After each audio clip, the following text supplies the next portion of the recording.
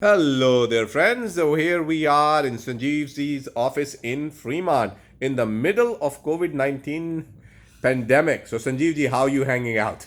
We are hanging out fantastically fine, and definitely we are looking forward for opening up everything.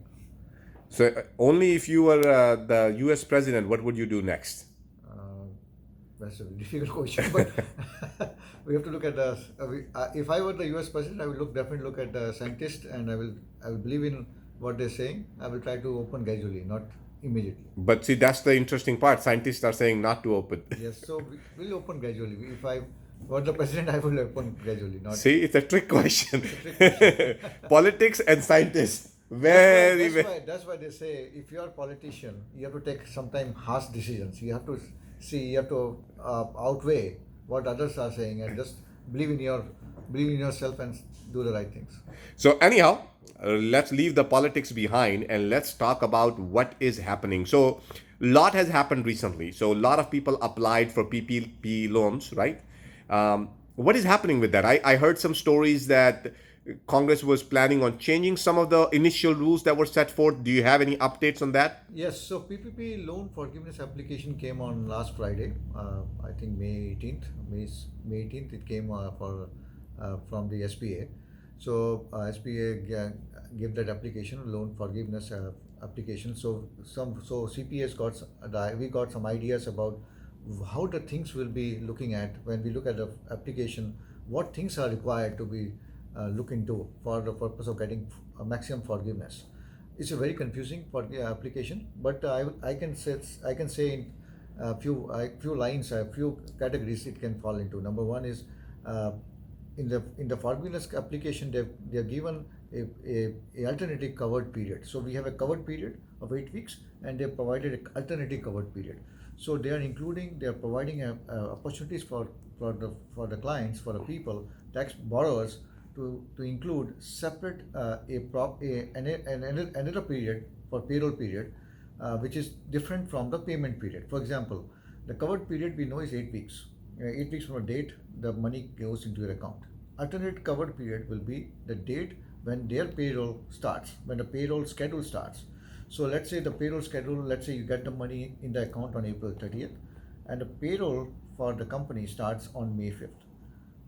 Bi-weekly payroll start from May 5th. So you can instead of taking the on a payment basis prior period, which is finished, which is paid on April like May 1st, you can take the May 5th payroll, and you go on from that and start the 8 week period from May 5th, and on 56th day, or whatever the 56th day is, you end the payroll date that day, and payment can be within the next payment cycle. So they're providing the alternative period.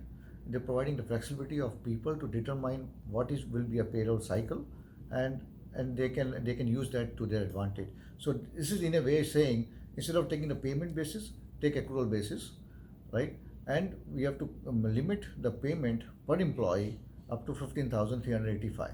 You cannot have more than 15,385. So that's we come to know that they are including the, so we are advising our client to to fix up their payroll schedule to use that alternative period, which is much more beneficial.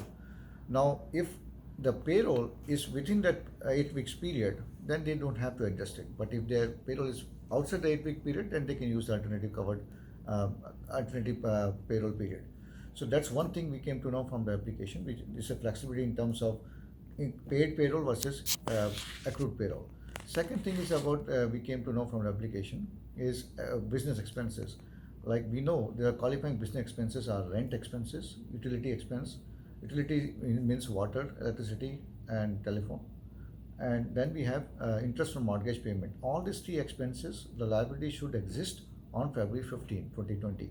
If you have liability that exists on Feb 15, 2020, you can claim those expenses within that 8 week period. Now, earlier we were knowing that this is on payment basis. Now they've provided that if they fall, if they don't, if they let's say you do on accrual basis, you receive the money on April 30th, you can include the May payment, and you can include the June payment. Now July payment will depend upon what is the 56th day. 56th day from April 30th will be 31 days of May, 30 days of 24 days of June. So it will be ending on June 24th. So you can include the May payment, you can include the June payment. Now July payment is due on first week of June, so that is not includable as per the application. Now that is very clear if you receive the fund on April 30. What about if you receive the fund on May 12th? Now in that case, the May payment you paid in first week, that will not be included. June you can include, July you can include. So, so they're providing that flexibility that if you make the payment, if if the rent is due for the month of July, payment you can do the next billing cycle. So you can still use that money in that 8 week period. It will still count towards the 8 week period expenses for the PPP forgiveness. So we came to know about that one. So we know, so first thing we know about the covered period, alternative covered period, then we know about the qualifying business expenses, which on payment versus accrual basis. Then third thing we came to know from the application is if FTE calculation, full-time employee calculations. How they calculate? They are assigning for average employee working average 40 hours, they are assigning 1, and for employee working less than 40 hours, they are assigning 0.5. And there are two periods we have to look into. One is the period relating to February 15 to June 30th, 2019, or they can select a period from January 1st, 2020 to Feb 29, 2020. Whichever period is beneficial for a borrower, they can use that for computing the reduction in the full-time employees calculation in the 8 week period versus the chosen whatever reference period they choose. If there's a reduction in the number of full-time employees, the forgiveness will be reduced by that number. Now there's a safe harbor regulations that come into picture for FT. Now safe harbor has different period. For safe harbor, if they're saying if you rehire those people whom they have laid off between the period from February 15, 2020 to April 26, 2020, if you laid off any person between this period and you rehire them by June 30th, 2020 to make up that number, then there is no reduction. If you don't rehire them, but you receive a letter or email confirmation that they don't want to come back, either they have more unemployment or they feel not safe coming back to office, then in that case the forgiveness will not be reduced. So those are two things are important for safe harbor. One more thing happened for safe harbor they have brought in is if they are laying off the employees for cause, means they are, for example, you laid off the people because they're not performing, not because your sales are coming down, but because they're not performing it, or there's some justification for laying those people off. If you have those documentation to prove those justification, then you don't have to hire those people back. So there's a safe harbor in that reduction or FTE, full-time employee. For salaries and wage reduction, also we came to know from the application how they are applying the salaries and wage reductions. For salaries and wage reduction, they are comparing the salaries and wage paid for the employee in that 8 week with the prior immediate quarter. So they're not comparing with 2019. They're comparing only with the prior period quarter, that is from January 1st to March 31st, 2020. So if you're having an employee in the 8 week period and you're paying payroll to that employee, which is less than 30% of the payroll that he was getting in the first prior period, then this exceed 25%. So the extra 5% reduction will be counted towards forgiveness. So when you hire those people, when you're making the use of PP money, make sure that you maintain the number of employees and you maintain the salaries and wage of that employee. Don't reduce the wage or salaries of that person by more than 25%, and look at the prior quarter. Make sure that the salaries and wage correspond to that prior quarter. Don't reduce it in the 8 week period. You can reduce it later on. The law is silent, but if you should not reduce to get the maximum forgiveness. Now, let's say you were supposed to you have no other reason but to reduce those salaries because you do not have money, or the sales were dropping off too much, or your things are closed like restaurants and hotels. So let's say you reduce those salary by more than 30%, but you make up those salary reduction by June 30th. So for 8 weeks you pay less by more than 30%, but come June you pay back that 30% back by June 30th. Then there will be no salary reduction. So there is a safe harbor in that case. And we also came to know that in case of employees making more than $100,000 in 2019, there's no salary and wage hour reduction for those salaries. for those employees. In the application, from the application, we found out that the compensation paid to owner employees will be tracked differently. It will be tracked as a separate line item. They will not be counted in the number of FTE, and there will be no salary wage reduction for them. We are still waiting for instructions regarding the spouses of owner employees. We are still waiting for instruction regarding the kids for those owner employees, whether they will be counting towards those payroll or not. We are still waiting for payroll cost computation, whether it includes bonuses, or or the other things that can be added for payroll cost. We know that payroll cost is a component gross wages plus employer contribution payment made for retirement contributions plus employer contribution made for medical health benefits, not including the payroll tax payments for the employer portion of federal social security and Medicare taxes. So those things will be taken into consideration for payroll cost. So that's the thing we came to know from those things. One more thing we came to know from this application is like in case it will be a minimum, the forgiveness will be calculated minimum of the 75% minimum of the of the PPP loan amount, or the amount of the payroll cost incurred during that 8 week period, add on the payments for the qualifying expenses. If those two things are, whichever is reduced, those things is reduced by the salary and wage hour reduction, and then they're reduced by number of FTE. Whatever remaining balance, that will become another option. So one is loan, that number one. Number two is PP loan amount. Third will be the payroll cost divided by 75%. So if let's say you got a loan of 100,000 and payroll cost comes to 70,000, it's less than 75%. In that case, your 70,000 will be divided by 70%. That will comes to, let's say, 93,000. So 70,000 will be allowed as a loan forgiveness, plus 23,000 will be limited. All your rent, mortgage, interest payments, and utilities will be limited to 23,000, not 25,000. So earlier it was 75 and 25,000 in case our example of 100,000. So it will your payment of 25,000 will be limited to $23,000. So lower of the PP loan amount, lower of the payroll cost, whatever we arrived at, and lower of this payroll divided by 75%. So that will be forgiveness amount. This is as of today, May 21st. Now we are hearing there's a bill that is going to be passed on in the Congress next week. In that bill, they are going to extend the 8 week period to some other, let's say 12 weeks to 24 weeks. There will be extension for 75% to 25% ratio. So they might lower the 75% for payroll cost and increase the 25% for rent, because a lot of businesses like restaurants, they're not open yet. They can't hire the employees. They are still paying rent. So President Trump has said they are looking into it. They can agree for 24 weeks. We have to still wait for that one, 75% to 25%.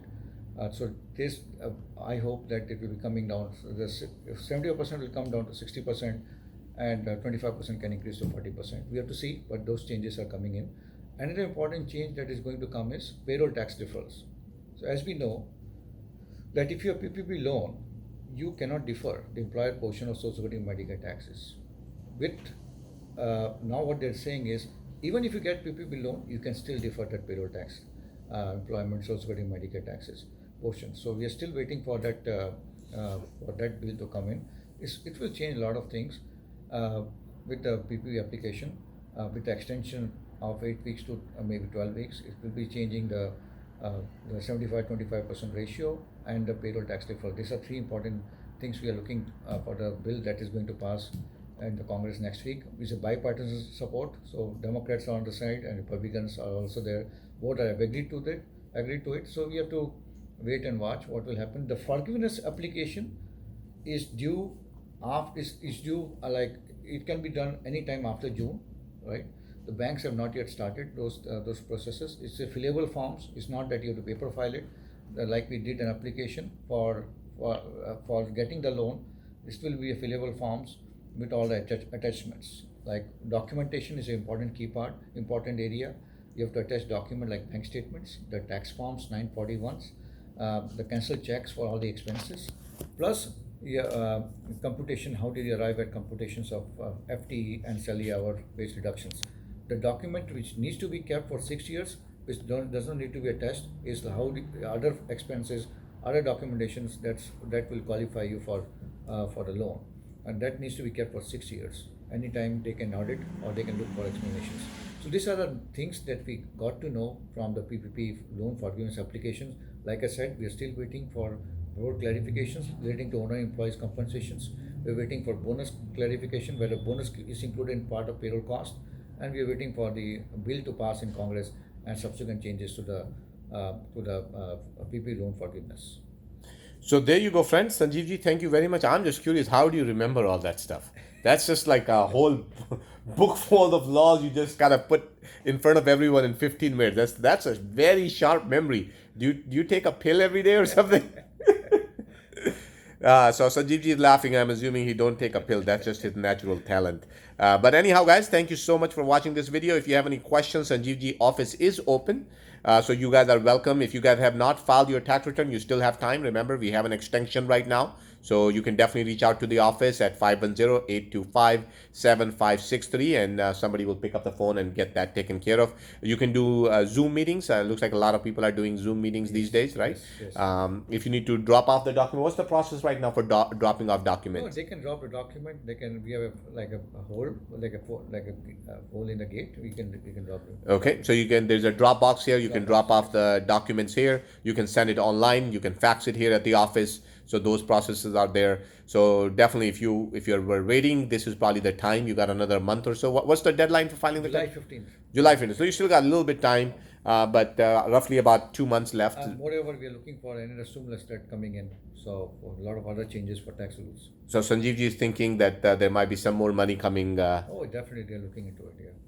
So well, I guess the economy gonna need a kickstart to get things going By again. the way, this is a country we are living into. No country in the world has done so much. Yeah, I was, amazing, right? Like I don't, they're like you go online, you watch news, and you feel like the everything is bad. But that's like we probably like the U.S. government probably has done People are more than making- anybody Yeah, else. people are making like more like $600 federal check payment every week. Plus EDT they are giving and getting another $440, $450 depending upon their wage base. So if you look at average California employee, California resident, they're getting anywhere from $3,000 to $4,000 every month for at least 4 months.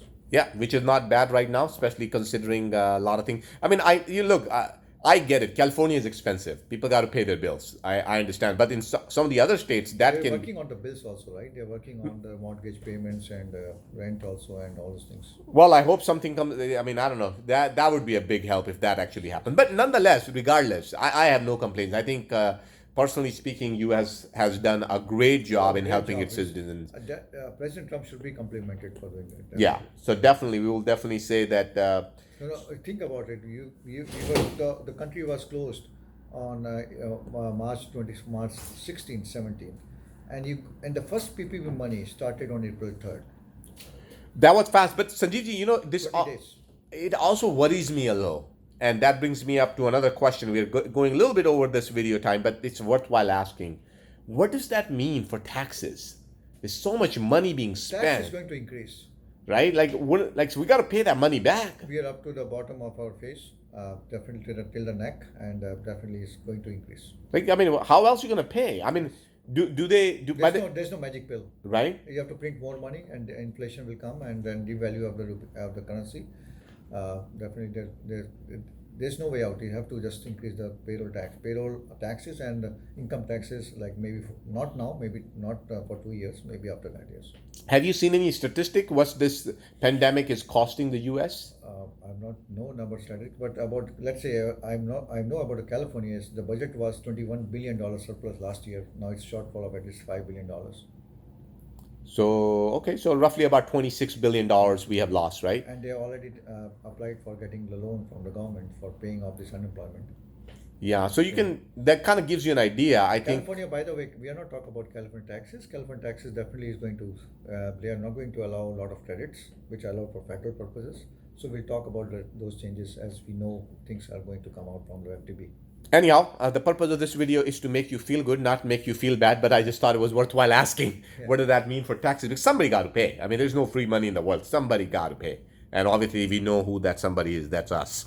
It's always us. All right, guys. Thank you so much for watching this video. If you have any questions, definitely reach out to Sanjeev ji on his office line 510-825-7563. Thank you.